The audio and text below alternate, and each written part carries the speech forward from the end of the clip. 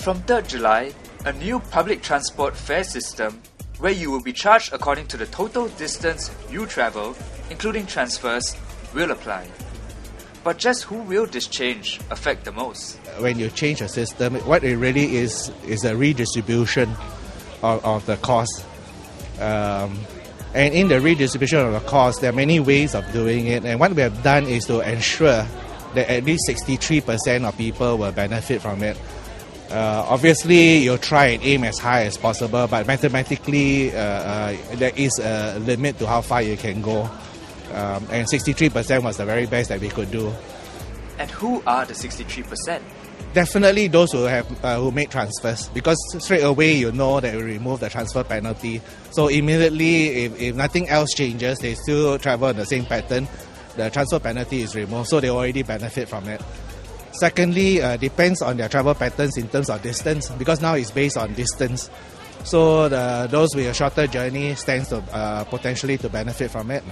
Having said that, the other balance of them is not totally left out in the cold. If you notice, what has happened is the hub and spoke is being enhanced, the train system is expanding, so people actually have more options now. Their journey patterns will change. Very typically, especially for me who travels to Bishan, and just the other day I took a train from Toa Payoh, go up to Bishan, change the Circle Line to Paya Lebar and then back to Kembangan. My whole travel experience have changed. What used to take almost an hour is now down to 20 minutes. A distance fares roadshow was held at the Boon Lay bus interchange to help educate the public on how the new fare system will work. During the roadshow itself, Transport Minister Mr. Raymond Lim announced that there would be improvements in bus services as well. 20 bus services identified as heavily used will see more bus trips during peak hours. The buses are 9, 27, 45, 53, 67, 75, 131, 145, 163, 166, 180, 183, 184, 187, 188, 190, 198, 858, 911 and 960. The minister recounts how a bus trip to one of the identified peak hour problem areas highlighted the bus frequency and crowding problems. An important thing is that at the bus bay there, I think it stopped at block 270 along Bukit Panjang Road. And it's a very busy bus bay, because after that they go off into the highway, the expressway in. I don't know, are you familiar with that bus stop? Yes, I stay there. So you know what I'm talking about. You know which bus stop I'm talking about, right? Yes, just before the expressway. Yeah, so I've been there a few times. Right. And I think one of the things is that you see the bus actually come very frequently. If you stand there, you see the bus actually come very frequently. But then there's a certain amount of bunching, at that bus bay. So I've asked LTE to have a look at it to see how we can improve the flow. Because part of the reason is whenever you have a bunching, then you slow the thing down going forward.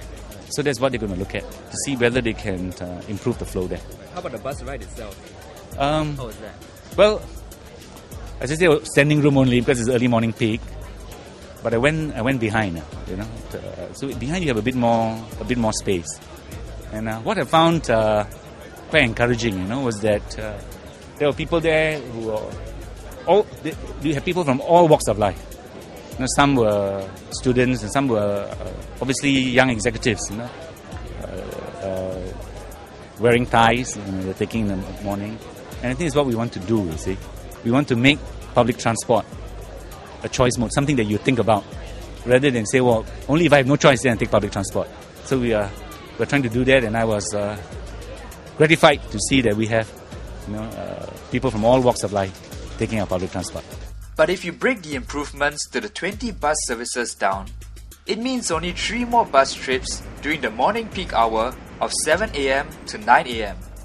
Will this help?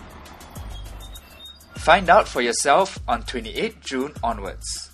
In the meantime, if you wish to find out how much your trips will cost from 3rd July, you can use the fare calculator on publictransport.sg.